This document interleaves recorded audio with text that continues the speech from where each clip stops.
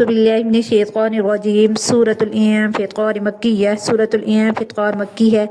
آیاتہا، اس کی آیات 19 اس کی آیات ہیں۔ 29 19 کو بولتے ہیں عربی میں، ٹھیک ہے۔ اور قرآن پاک کے اندر جو ہم نمبر پڑھ رہے ہیں، ٹھیک ہے، جس نمبر سے سورت پڑھ رہے ہیں وہ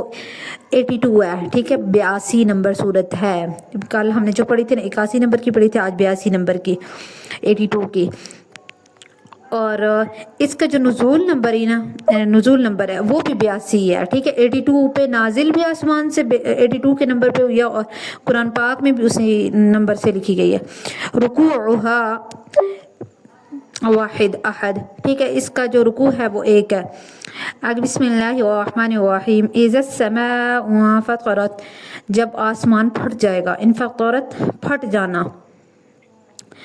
وَإِذَا الْكَوَاكِبُ، اور جب ستارے انتثرت جھڑ جائیں گے، ٹھیک ہے، بکھر جائیں گے، جھڑ جائیں گے۔ سب سے پہلی چیز بتلائی ہے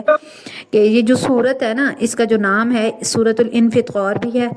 سورۃ انفطرت بھی ہے، سورۃ المنفطر بھی ہے، ٹھیک ہے، سورۃ المنفطر۔ اب جب آسمان پھٹ جائے گا، یعنی قیامت کے واقعات میں سے ایک واقعہ یہ ہوگا کہ بھئی آسمان پھٹ جائے گا اور کھول دیا جائے گا، آسمان دروازے ہو جائے گا، ٹھیک ہے۔ ہم نے سورۃ نبأ میں پڑھا ہے وَفُتِحَتِ السَّمَاءُ فَكَانَتْ أَبْوَابًا، آسمان کھول دیا جائے گا، وہ دروازے ہو جائے گا، ٹھیک ہے۔ وَإِذَا الْكَوَاكِبُ انتثرت، اور جب ستارے ٹوٹ کر بکھر جائیں گے، ٹھیک ہے، جھڑ جائیں گے، تو اس کے اندر کہ بھائی جب آسمان پھٹے گا، ٹکڑے ٹکڑے ہو جائے گا، تو ظاہر سی بات ہے اس پر جو ستارے ہوں گے وہ بھی ٹوٹ کر بکھر جائیں گے۔ آگے وَإِذَا الْبِحَارُ،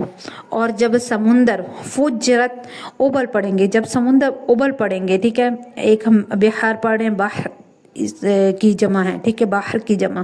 ایک لفظ ہم نے جم پڑھا ہے، یم، ٹھیک ہے، تو وہ درجہ کے معنی میں کہ جب سمندر ابل پڑیں گے کہ بھائی کڑوا اور جو شیریں سمندر ہے، میٹھا سمندر ہے، ان کو آپس میں ملا دیا جائے گا، اور پھر یہ ابل پڑے گا، جوش مارے گا، ٹھیک ہے۔ اور یہ والے جو 3 حادثات ہیں نا، یہ 3 واقعات ہیں، یہ نفخہ اولیٰ کے اندر ہوں گے۔ آگے فرمایا وَإِذَا الْقُبُورُ، اور جب قبریں بعثرت زیر و زبر کر دی جائیں گی، ٹھیک ہے، جب قبریں اکھیڑ دی جائیں گی، دونوں معنی کر سکتے ہیں، جب قبریں اکھیڑ دی جائیں گی، یہ والا جو واقعہ ہے یہ نفخہ ثانیہ کے اندر دوسری دفعہ جب سور پھونکا جائے گا اس وقت ہوگا، ٹھیک ہے۔ اور ہم نے پڑھ لیا ہے کہ ایک سینگ کی شکل کی چیز ہوگی، اور اس کے اندر آواز حضرت اسرافیل علیہ السلام دیں گے، ٹھیک ہے، حضرت اسرافیل سور پھونکنے والے فرشتے ہیں۔ تو یہ والے جو نفخہ ثانیہ ہیں، اس پہلا جو نفخہ ہوگا، پہلی دفعہ جب سور پھونکا جائے گا، پھر پہلے جو صورت میں ہم نے پڑھے سورۃ التکویر کے اندر وہ 6 واقعات ہو جائیں گے۔ اب پھر اس کے اندر بھی اللہ تعالیٰ نے 3 واقعات بتلا دی ہیں کہ یہ 3 واقعات ہونے، اب پھر 40 سال کے بعد دوبارہ سور پھونکی جائے گی، ٹھیک ہے، پھونکا جائے گا۔ تو اس سے مراد یہ ہے کہ وَإِذَا الْقُبُورُ بُعْثِرَتْ، یعنی جو مردے ہیں وہ قبروں سے نکل آئیں گے اور میدان حشر میں حساب کے لیے جمع ہو جائیں گے، ٹھیک ہے۔ اور یہ جتنے واقعات ہیں یہ بڑے ہولناک ہوں گے، اس لیے شان و عظمت کی وجہ سے تمام جو بھی اعضاء وغیرہ ہیں ان کو لگا دیا جائے گا۔ آگے فرمایا ہے عالمت، جان لے گا، نفس، ہر نفس، ما قدمت، جو اس نے آگے بھیجا، واخرت، اور پیچھے چھوڑا۔ اب یہاں پہ نا قدمت و اخرت کے مختلف معنی بیان ہیں، ٹھیک ہے۔ ما قدمت سے مراد یہ ہے کہ جو اس نے آگے بھیجا، یعنی اس پر جو عمل کر لیا ہے، اور اخرت اس سے جو آپ نے عمل چھوڑ دیا، جو کام کرنا تھا آپ نے چھوڑ دیا نیک کام، تو قیامت میں ہر شخص جان لے گا کہ بھئی نیک و بد، کہ بھئی میں نے کیا چھوڑا ہے اور کیا میں نے عمل کیا تھا۔ دوسرا کہ ما قدمت سے مراد وہ اعمال ہیں جو اس نے خود کیے ہیں، خواہ نیک ہوں برے ہوں، اور اخرت سے مراد وہ عمل ہیں جس کو نے خود نہیں کیا لیکن ان کی رسم ڈال دیا۔ اگر ظاہر سی بات ہے نیک عمل تھے تو ثواب ملتا رہے گا، اگر برے عمل تھے تو برائی لکھی جاتی رہے گی۔ تو حدیث نبوی صلی اللہ علیہ وآلہ وسلم ہے کہ جس نے اسلام میں کوئی اچھی سنت، اچھا طریقہ جاری کیا، اس کا ثواب اس کو ہمیشہ ملتا رہے گا۔ جس نے کوئی بری رسم، برا گناہ جاری کیا، برے گناہ کا کام جاری کیا، تو جب تک لوگ اس کام میں مبتلا رہیں گے تو اس کا گناہ میں اس کے گناہ اس کے یہ والا جو گناہ ہے وہ اس کے گناہوں میں لکھا جاتا رہے گا۔ اس کے علاوہ تیسری تفسیر کہ ما قدمت سے مراد وہ عمل ہیں جو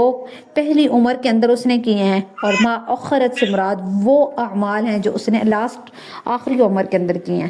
پھر چوتھا معنی کہ بھائی ما قدمت سے مراد نیک اعمال اور بد مراد ہے، اور ما اخرت سے مراد وہ اعمال جو اس نے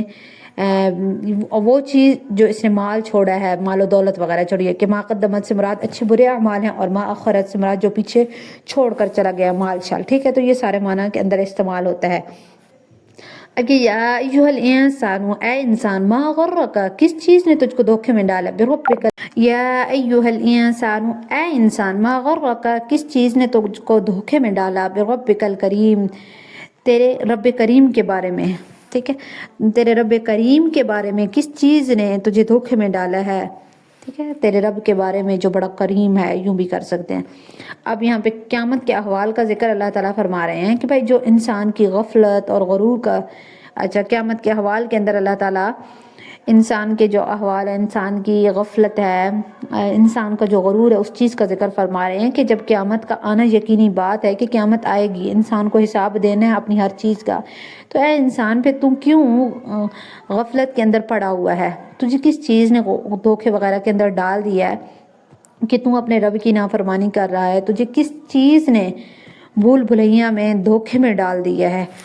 کہ تم اپنے رب کی توحید کا اقرار نہیں کر رہا ہے کہ رب ایک ہے، ٹھیک ہے، جبکہ اللہ تعالیٰ نے زندگی کے اندر تجھ پر کتنے بڑے احسانات کیے ہیں۔ اب یہاں پہ نا انسان لفظ ہے کہ لفظ اللہ تعالیٰ نے بیان کیا، تو اس سے کون مراد ہے؟ تو امام قلبی، امام مقاتل، ٹھیک ہے، قلبی کاف کے ساتھ، اور امام مقاتل رحمہ اللہ فرماتے ہیں کہ بھائی یہ ابن الاسد، قلدہ بن اسد ہے، ٹھیک ہے، یا قلدہ بن اسید، یہ کافر کے بارے میں ہے کہ اس نے حضور اقدس صلی اللہ علیہ وآلہ وسلم کی شان میں گستاخی کی تھی، مگر اللہ تعالیٰ نے اس کو دنیا میں سزا نہ دی، ٹھیک ہے، جس سے وہ اور بھی اترانے لگا، تب یہ آیت نازل ہوئی ہے۔ اور دوسرا یہ کہ علماء اکرام رحمہ اللہ فرماتے ہیں کہ کافر، گناہگار اور مومنوں کو یہ آیت شامل ہے، ٹھیک ہے۔ الکریم یہاں پہ صفت ذکر کرنے کے بعد اس کے جواب کی طرف، اس چیز کی طرف اللہ تعالیٰ نے اشارہ فرمایا ہے کہ انسان کے بھول جانے اور دھوکے میں پڑ جانے کا سبب اللہ تعالیٰ کا کریم ہونا ہی ہے، کہ وہ اپنے لطف و کرم سے انسان کو فوراً گناہ کی سزا نہیں دیتا ہے، بلکہ اس کے رزق کے جو آسائشیں ہوتی ہیں، دنیا کے اندر آسائشیں ہوتی ہیں، اس کے اندر اللہ تعالیٰ پھر بھی کچھ بھی کمی شمی نہیں آنے دیتے۔ لطف و کرم اس کے دھوکہ غرور کا سبب بن گیا ہے، ٹھیک ہے۔ تو حالانکہ ذرا عقل سے کام لیتا تو یہ غرور کا سبب بننے کے بجائے اسے اللہ تعالیٰ کے احسانات وغیرہ معلوم ہوتے، ٹھیک ہے۔ پھر آگے اللہ تعالیٰ نے اسی کرم کا بیان کیا ہے کہ الذی، وہی ذات ہے، خلقہ کا، جس نے تجھے پیدا کیا، فسواک، پھر ٹھیک ٹھیک بنایا تجھے، فعدلک، پھر برابر کیا تجھے، کہ اللہ تعالیٰ نے تجھے ٹھیک ٹھیک بنایا، پھر پیدا کیا، پھر فسواک، پھر ٹھیک ٹھیک بنایا، اور فعدلک، پھر تجھے برابر کیا، یعنی اللہ تعالیٰ نے تجھ کو پیدا کیا۔ تو یہ اللہ تعالیٰ کا کرم ہے کہ اللہ تعالیٰ نے تمہیں صرف پیدا نہیں کیا ہے، بلکہ اللہ تعالیٰ نے اعضاء کو خاص مناسبت کے ساتھ جوڑ دیا ہے، جوڑ بنائے ہیں، ہر عضو کو اس کی مناسبت کے ساتھ جگہ پر لگایا ہے، کہ ہر عضو کی حالت لمبی چوڑی کے اندر بھی مناسبت رکھی ہے، کہ اتنا چوڑا بھی نہیں بنایا، ٹھیک ہے۔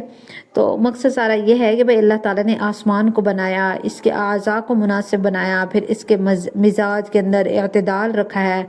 اسی طریقے سے عضو کی بناوٹ میں بھی اس کے مزاج وغیرہ کا لحاظ رکھا ہے، جس کو گرمی کی ضرورت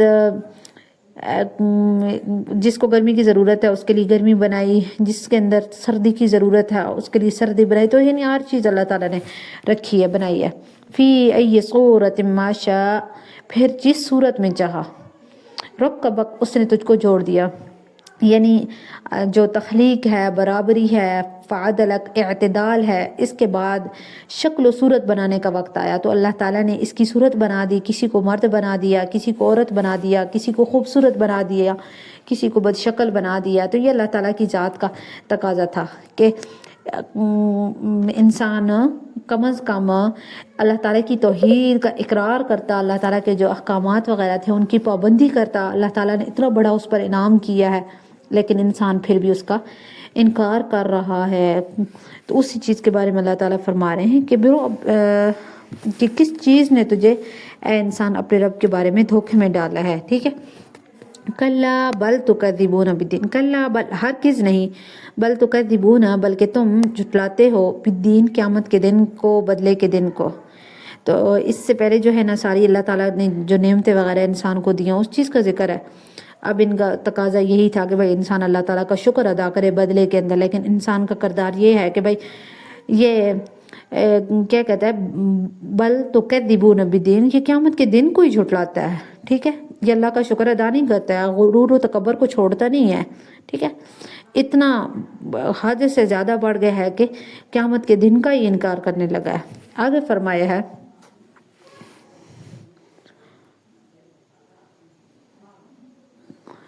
व इन्ना अलैकुम लहाफ़िज़ीन,